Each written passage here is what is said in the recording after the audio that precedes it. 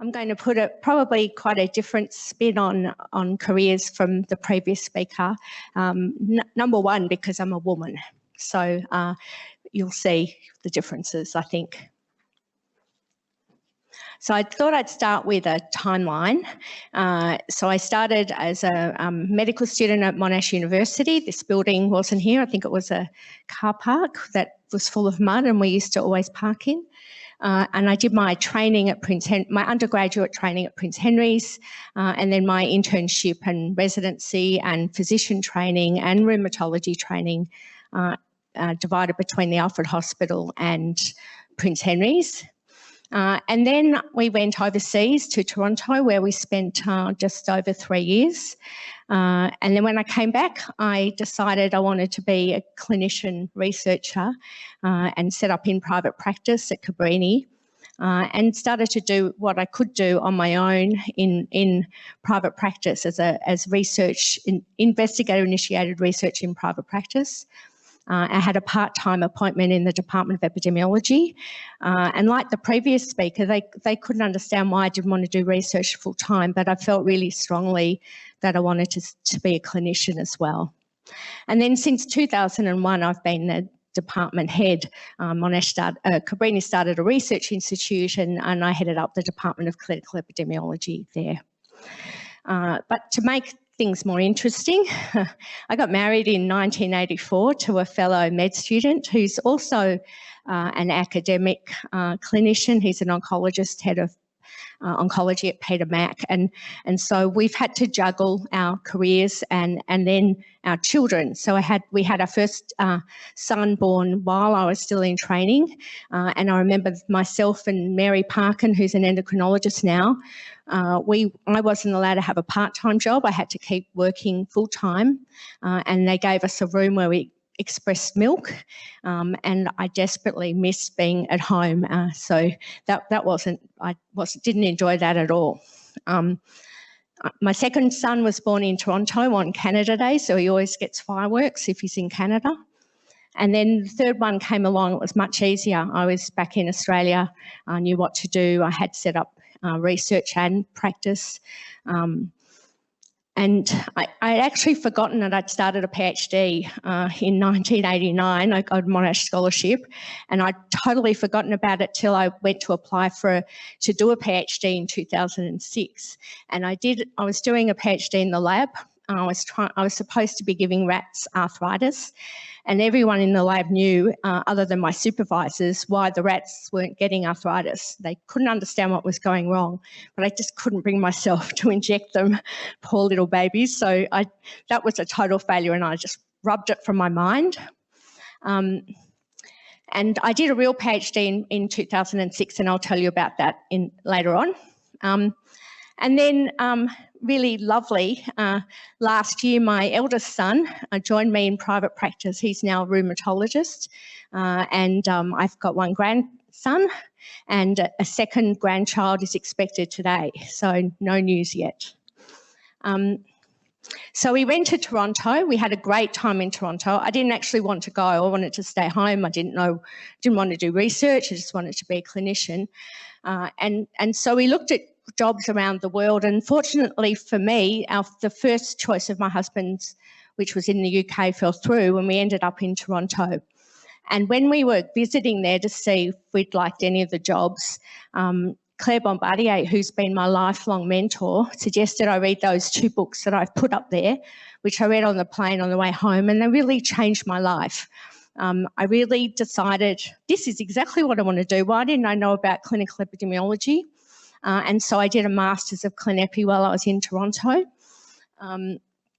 And I just put the name of my thesis up there. But I learned how to do clinical trials, how to do surveys, I learned a bit about biostats, all the things that I fudged in Melbourne. I thought that I would never understand any of those clinical epidemiology concepts.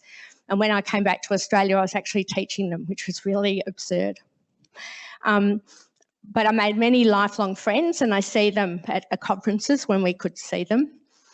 And then when I came back to Australia, I joined the department, as I said, and this opportunity came up to evaluate the Work Cover Authority's back pain campaign, Back Pain, Don't Take It Lying Down, and you're probably too young to remember it. But no one else wanted to work with the authority because they tried and failed before. And I sort of was going, well, I'm not doing anything. I didn't know what I was going to do because I didn't have any Australian mentors when I came back. So I had no idea about writing grants or anything like that. So I took on this campaign to evaluate it. And meanwhile, I started teaching clinical epidemiology in the department, and I think I was the first clinical epidemiologist in Victoria. And we started teaching systematic reviews and measurement, and those courses still continue today. This project I thought wasn't going to go anywhere, but I thought I'd give it a go. And it was the first thing that also changed my life. And it was this amazing campaign that did change attitudes and beliefs about back pain among the population, among doctors. It improved outcomes, and it's been replicated around the world in about 8 countries now. And not only that, but it won something called the Volvo Award. My kids thought that was pretty untrendy at the time and thought I couldn't have won the Lamborghini Award or something. Anyway, I had to go to the UK, to Edinburgh to get my award, and being a young researcher who was pretty naive, I took a suitcase. It was actually the week of my son's bar mitzvah, and so I was in a real panic to get there, and I wore a tracksuit on the plane, and my suitcase was lost between London and Edinburgh. So I turned up on the first day at this conference in my tracksuit, and it was full of men in suits, and I wanted to write playing with their Meccano sets, but it was spinal surgeons and lots of screws and plates, and I really didn't fit in here, and I really had no idea what I was doing there. It turned out to be okay once my luggage arrived and I had nice clothes and I received my award. But this sort of led me down the back pain route, and I never was really that interested in back pain. But as you'll see, back pain's been a pretty integral part of my career. And eventually, the head of my department said I needed to do a PhD because I was supervising PhD students, and I said, no, I don't need to. I don't have time. And he said, just take a week off and write it. So I had all these papers on the campaign, and I took a week off and I just wrote a page in between the chapters, and that was my PhD. So it was pretty easy. So I'll tell my PhD students that they're just too slow. And unbeknownst to me, the PhD was submitted for the Molly Holman Award, and it was submitted to the Premier's Award. I received a commendation for the Premier's Award, and I won the Molly Holman medal, and I'll show you that in a minute. So what I started to do was in private practice, what can you do? I didn't know how to get grants. So we started doing research that we could do without money, so that we could do just with lots of goodwill, lots of determination.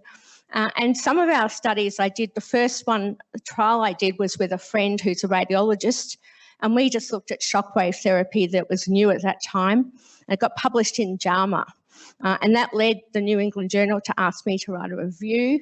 So these things just happened. I didn't go seeking them. I didn't really know what I was doing at this time. And so the whole lot of studies came out of that period of time when I was just a clinical rheumatologist in my room with people around me, and we were interested in questions that came from the patients.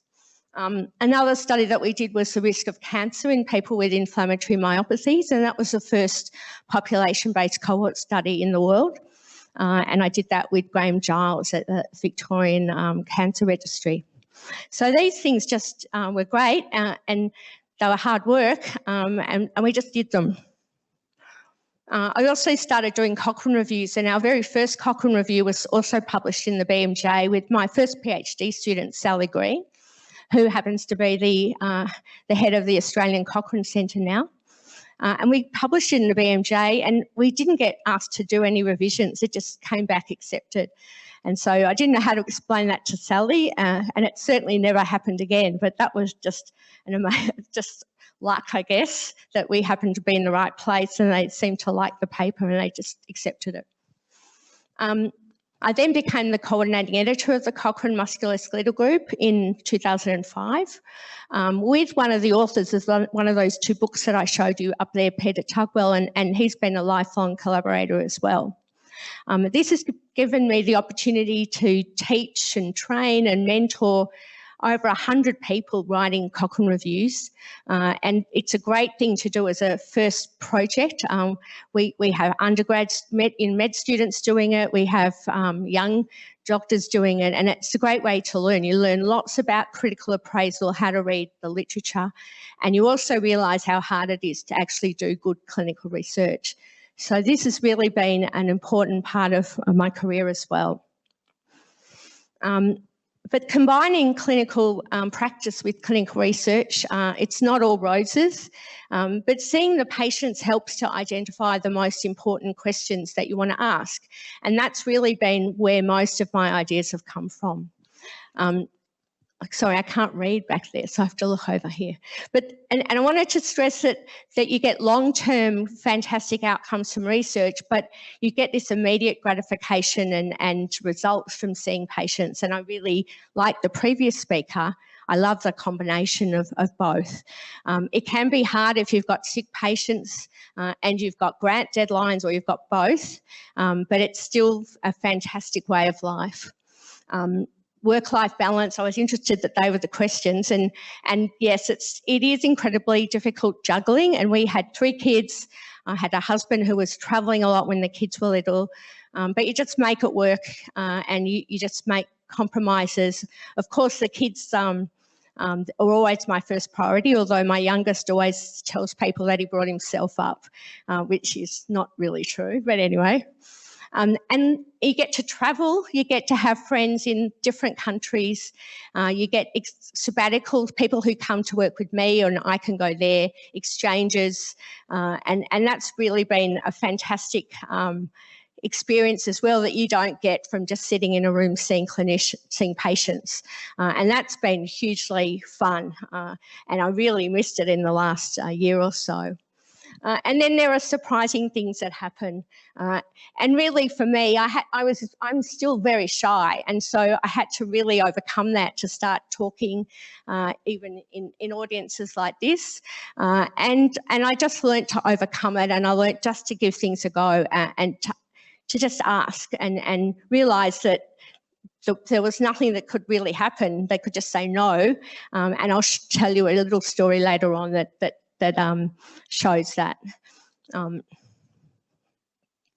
So finally, it wasn't until 2002 I got my mojo together, decided I can do this, I can write a grant. So we wrote our first grant, and I'd been helping other people but never thought that I could write one too.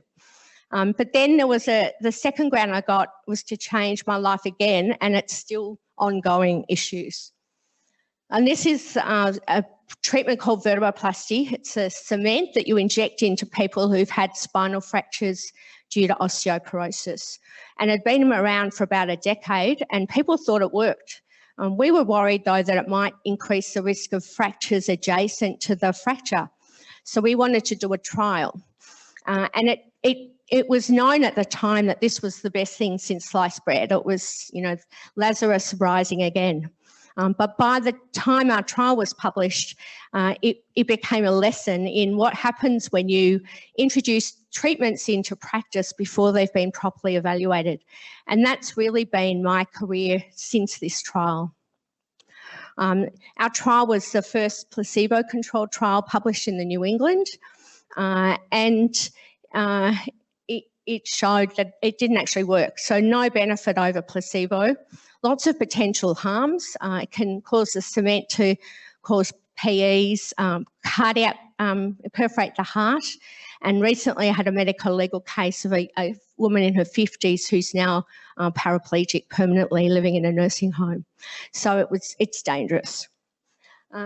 But the harassment, so now I'm going to just switch a little bit to talk about the harassment of women who tell things that people don't want to hear. And it started even before. While I was doing the trial, I was accused of being unethical because why am I doing Why am I stopping people from having this treatment? I was heckled at meetings. People stood up and started screaming at me while I was actually talking. And then things got worse. The results were published. I started getting daily phone calls, daily emails, and then they got even worse. People were ringing the NHMRC demanding that it's retracted. That they were calling the university demanding I get sacked, and so on. And eventually, we were invited to write an editorial in the Medical Journal of Australia, and Martin van der Weyden, who'd been my first consultant when I was an intern, would ring me up and go, what are you doing to me, mate? What are you doing to me? And these people were trying to stop the editorial being published. I don't even know how they knew about it, but they started harassing Martin, coming in and demanding that he doesn't publish it. It will ruin the reputation of the journal. And he wrote about it in this editorial. And in the end, Monash legal team had to send letters to the people who were harassing me, threatening legal action. So that wasn't very nice. And it went on for a number of years, and I've even had emails last year. So it's continued on. This was an email from someone at the Mayo Clinic who was just pissed off that I'd done this trial, because it basically ruined his ability to do research, apparently. And I was called a socialist charlatan. And imagine just waking up and checking your emails and just getting this email in your inbox. So it's really, really awful. And it really, I'm starting to feel that panic attack feeling in my tummy just as I'm even explaining to you what happened. But in the morning, I'm always going, I'm just going to keep talking about the evidence, and I've done nothing wrong. I'll just tell people what the evidence is and keep it very evidence-based, not personal. So then these are the things that I'm most proud of, building a team of people who are amazing in our department, that I'll show you a picture of them. We also set up a biologics registry in Australia for people with inflammatory arthritis. We've set up a clinical trial network since 2015. That's just been amazing. We've now got over 300 members. We're publishing great trials. We're training the next generation of researchers in musculoskeletal, where there's been a real dearth of good people to take this on. We've also got this thing called the wiser healthcare collaboration, which is all about reducing inappropriate tests and treatments, overdiagnosis and overtreatment. And we've started a new branch of that called Wiser Carbon Neutral, looking at the effects of healthcare on the environment. And a lot of what we do in healthcare is ruining our planet, and you guys need to take up that mantle. So join Doctors for the Environment and start doing research in this area. We've just done a review. There's basically nothing in MSK, yet we're doing lots of harmful things like MRIs, which use lots of electricity, CT scans, lots of things that we're doing that are harmful, and they're not actually helping our patients and probably harming them as well. So this is some of my team, awesome people, and I won't tell them who they are individually, but we have, in that picture, there was someone from Ireland and who'd been working here, and someone from Finland who was here for a year, and we're still doing work with a whole group of Finnish researchers. So this is the amazing thing about doing research. And these are some of the questions that we've been answering. And these are questions that are really important to patients and will improve patient outcomes. And what you can see in those two columns is the column that says stop doing is much greater than the column that says start doing.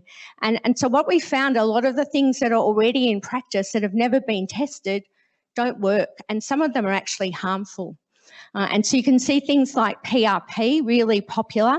Lots of people have it. It's rubbish. It doesn't work at all. For osteoarthritis, for tendon problems, it just doesn't work. And there's a whole story behind that. The basic science was done, but there was never any early studies to confirm that it actually did anything in humans.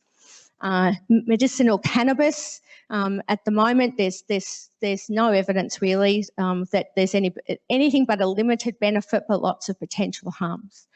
And then the ones in the middle are the studies that we're doing now where the jury's still out, where we're trying to work out whether these things should continue or not.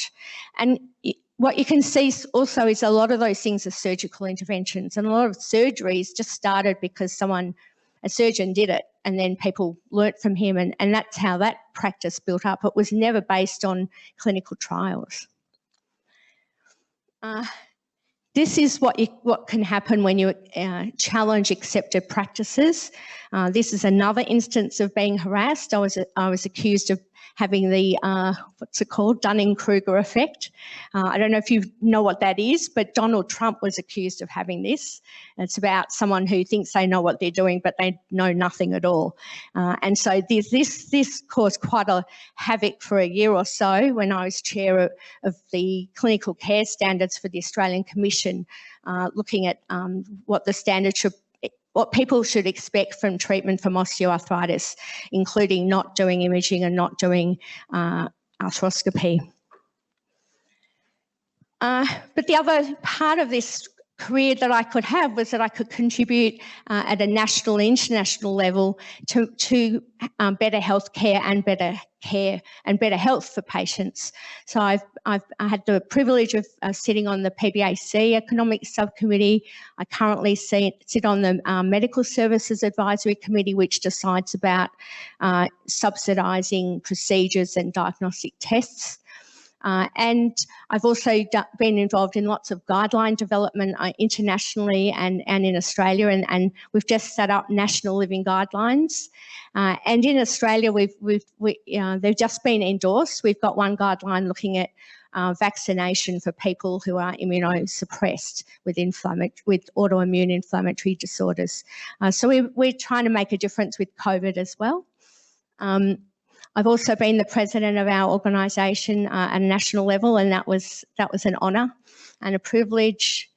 And the last thing I've got down there, the chair of the Lancet series. So this is what I mean about overcoming reticence and lack of confidence. We know that the back pain's treated appallingly around the world, and it's the #1 cause of disability. And a lot of it is because of our healthcare. We do the wrong thing for our patients. So I was just sick and tired of this, things getting worse, not better. So I just emailed the editor of The Lancet, Richard Horton, just don't know him, and said, would you be interested in a series on back pain? And I proposed 10 papers with a group of people. And thinking, I'll never hear anything back. And then overnight he replied, lovely to hear from you, Rachelle, would love you to do a series. And that series was published in 2018. There were 15 million Twitters on the day that it was published. It's already changing policy around the world. And I'm currently part of a group developing WHO guidelines for the management of back pain as a result. So you can do things even if you just give it a go. I mean, the worst thing that could happen is that he wouldn't reply. It also has lots of privileges, and I'm privileged to have been training the next generation. And up in the left, top left, in the middle is Claire Bombardier, again, my mentor, who got me involved in 3E, which is International Guidelines in Rheumatology. And I got to work with the doyens of rheumatology as well as her. And in the bottom photo on your left is Sam Whittle and Bethan Richards, who are amazing Australian rheumatologists, clinician researchers, and they're leading. They're going to be the next generation, taking over from young Eric, who you'll hear about soon. And Eric was one of my residents, and I can't believe he's speaking at the same time thing as me, but anyway, he's done amazingly well too. And then in the middle are some of my overseas mentorees, and they're also going to be the leading international rheumatologists. They're from Portugal and the Netherlands. And while I was at it, when I was in Belgium, my father was Belgian, and I got to visit there quite a few times, and my dad died before knowing what happened to his grandparents. And so because I had this connection to Belgium, I sought out the Holocaust Museum there, and I found out what happened to his grandparents. And I'm said I look like my late great-grandmother, but anyway, I don't think I do, but anyway. And then I was able to find out that they were on the first and the third train to Auschwitz, where they were just murdered. It's been personal journeys as well, but as a direct result of my career, I could do that. I've also been privileged to win awards, the Leslie Parr Award from Rheumatology. Leslie Parr was a pioneering rheumatologist, and on the bottom right was another pioneering rheumatologist in Canada, and I've also won the award. And in the middle is Molly Holman. When I won the Molly Holman Award, Molly Holman gave it to me. She died not long afterwards, but she's a pioneering physiologist in Australia and one of our emeritus professors, and I was lucky enough to have had lectures from her when I was a medical student. And there's my family in the bottom left, including my mum, who got herself invited, even though I could only take 4 people to the Premier's Award, and there's meant to be young people, so everyone else turned up with their parents. I turned up with my kids and my mum, and my kids were dressed in my husband's suits and shoes. You haven't seen what they look like with their arms down, but it was hilarious. But also remember to have fun, and this is my other passion, is swimming, and I've been lucky enough to be able to compete in competitions overseas. So always have something that you love as well. I love research, I love seeing patients, but I also love swimming, and of course I also love my family. So finally, I was lucky enough to be one of the 8 prominent women in Stonington. They got this big poster as you can see on the left. In 2018, Ian Harris and I won a fellowship at the Rockefeller Foundation in Bellagio, Italy, where we went there to write a book. And then on the right is my family, all grown up now, back at Government House. So this is our book. It's coming. This is just a really shameless plug. It's called Hypocrisy, How Doctors Have Betrayed Their Oath, and it's coming out on the 1st of October. So hopefully you might be interested in that. Thanks for listening.